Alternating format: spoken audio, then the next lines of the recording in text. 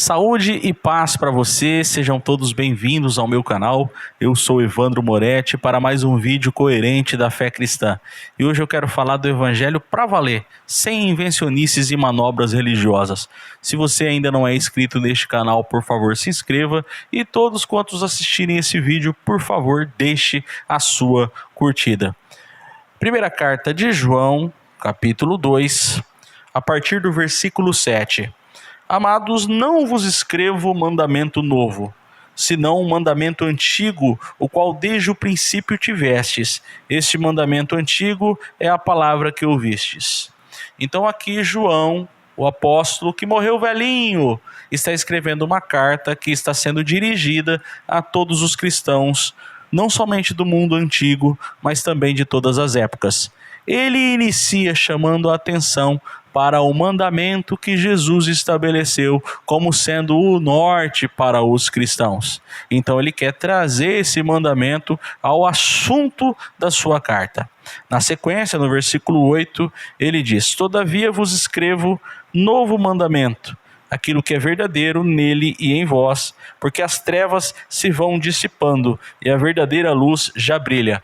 Aqui ele está dizendo que está trazendo um novo mandamento, mas é um modo de dizer. O que de fato, no original, está sendo dito é o seguinte: eu agora vou lembrar vocês do mesmo mandamento. Então eu vou renovar na memória de vocês aquilo que Jesus mandou. Não significa que João estava fazendo uma criação de regras, de jeito nenhum. Outra coisa grandiosa que a gente encontra aqui no versículo 8 é que ele está otimista em relação à dissipação das trevas. Conforme o evangelho ia se espalhando, as trevas iam se dissipando. Ou seja, à medida que pessoas iam tendo contato com este evangelho, a maldade ia sendo reduzida, a violência ia sendo reduzida, a inveja e todo o mal ia perdendo forças. Essa é a ideia do evangelho genuíno. O evangelho para valer mesmo faz isso. Ele entra no coração da gente e dissipa tudo que é treva. A gente não aceita mais ficar com ódio, a gente não aceita mais ter um sentimento de violência contra as pessoas, e quando essas coisas vêm em nossa mente, a gente refuta, rebate, a gente não quer continuar pensando aquilo. E muito pelo contrário, transformar aquilo em um ato, que de repente a gente não consegue impedir que as aves voam sobre a nossa cabeça, mas a gente consegue sim impedir que elas façam um ninho na nossa cabeça. Em outras palavras, de repente a gente pode ser cercado com algum pensamento que não tenha nada a ver com o evangelho, mas não significa que a gente deva dar vazão a esse sentimento, transformando ele numa atitude. Eu sempre dou um exemplo para o pessoal, né, que eu não gosto de barulho exorbitante, né, e perto de casa tem um campinho de futebol. Não tem problema dos meninos jogarem, os garotos, né, que moram ali na redondeza, no bairro, não tem problema nenhum, mas alguns deles estão com aquela carteira de habilitação, né? Então, quando eles pegam uma moto, né, nas primeiras vezes que eles começam a dirigir, pilotar a moto, eles querem tirar o filtro do escapamento para a moto ficar barulhenta, né? E às vezes eu estou ali em frente de casa e eles passam fazendo muito barulho. E como se não bastasse, alguns passam empinando a moto, né, a ponto de machucar crianças ali do bairro. E de vez em quando vem um pensamento, sabe, um pensamento que vem de que seria bem feito se algum deles caísse, né, tomasse um tombo.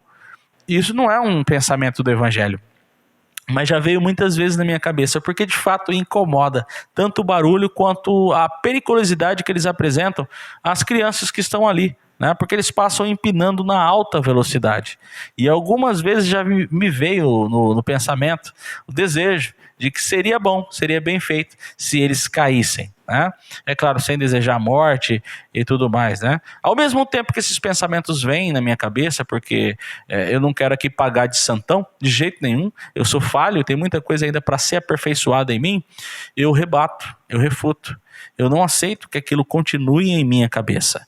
Eu acredito que você já deva ter passado por situações semelhantes às minhas. Eu só citei um exemplo aqui, né? Mas ao longo do dia, de repente, vem situações que você discorda, você vê clara injustiça.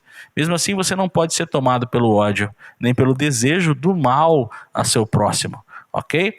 Todas as vezes que isso acontece, eu estou ali antenado com o evangelho para não permitir que esses pensamentos, que esses sentimentos persistam em mim, ok? Então, na sequência, ele diz o seguinte: aquele que diz que está na luz e odeia seu irmão até agora está nas trevas. Meu irmão, não tem conversa. O evangelho é amor. Se alguém ainda guarda no seu coração o rancor, o desejo de vingança, se alguém nutre, tá? Isso não significa esses pensamentos que vêm e que vão e que você rebate. Eu estou falando de ódio declarado. A Bíblia está falando de ódio declarado. É aquela inimizade antiga que você gosta de alimentar. Manter o ódio é como tomar veneno e esperar que o outro é que sofra com isso. Quem vai sofrer é você. Tá? Então não tem como associar fé cristã genuína com ódio. Não dá. Uma coisa não tem nada a ver com a outra. Aqui vocês podem perceber, né? Cortando um pouco aqui a palavra, tá chovendo muito. Então pode ser que vocês escutem o barulho de trovões e de chuva, tá? Mas vamos lá.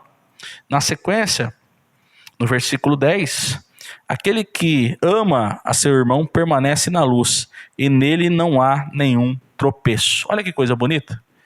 O amor é o norte do cristão. Quando você encarar que o amor, na realidade da vida, é a direção, que você vai estar predisposto a vencer todas as barreiras que surgirem, não com a vingança, não com a violência, não com o ódio, não com descontando na pessoa, mas você vai reagir em amor. Né? Quando você prepara o seu ser e a sua vida para reagir perdoando, para reagir amando, então você já tem um norte para toda a sua vida, você já tem a direção para toda a sua existência. E no versículo 11 está escrito: aquele porém que odeia seu irmão está nas trevas e anda nas trevas e não sabe para onde vai, porque as trevas lhe cegaram os olhos. Você fica sem direção quando ainda você se guia ou se deixa guiar pelos sentimentos ruins que você aprendeu nas trevas. Tudo que diz respeito à vingança, a colocar alguma pedra de tropeço, né, ou alguma armadilha, ou armar um laço, quem sabe lá no trabalho, fazer uma situação para prejudicar alguém, fazer uma situação, inventar uma fofoca, né? Partir para cima, quem sabe fazer uma casinha contra o seu inimigo. Se você ainda nutre sentimentos como este e tantas outras, né, formas de fazer o mal que existem, ou de pensar o mal contra alguém, então você não tem direção na vida. A direção da nossa existência está no ato de amarmos. Certo? Um teste de espiritualidade que eu sempre faço é o seguinte: a gente se alegrar com aquele que está se alegrando. Quando um amigo recebe uma vitória, eu devo ficar contente por isso. Se eu não estou contente com isso, então isso é sinal que a minha espiritualidade está pautada em conquistas humanas e não em conquistas interiores, né? Outra coisa, a minha espiritualidade é mostrada quando o meu inimigo, quando o meu desafeto, porque você consegue evitar de ser um inimigo, mas você não consegue evitar de ter inimigos. Então, de repente, por aquilo que você vai atrair desafetos. Não que você faça desafetos, mas que só por você ser do jeito que é, algumas pessoas podem detestar você. Isso é comum na vida. Um teste muito bom de espiritualidade é como você reage quando um desafeto seu, aquela pessoa que não gosta de você, aquela pessoa que detesta de você, sofre algum dano na vida. Qual é o sentimento que vem? Né? Tem gente que gosta, que sai comentando, que, assim como eu disse, né, no exemplo do menino de moto empinando, seria bem feito. Então tem gente que literalmente torce para o mal vir sobre o próximo e mantém a sua força, o seu pensamento, as suas energias nesse propósito, de forma que se a vida, não é porque ele está desejando o mal, mas se a vida trazer alguma circunstância difícil para o seu desafeto, ele vai sair falando bem feito, ele vai sair falando para as pessoas o que aconteceu, ele vai sair contando vitória sobre o fracasso do seu inimigo.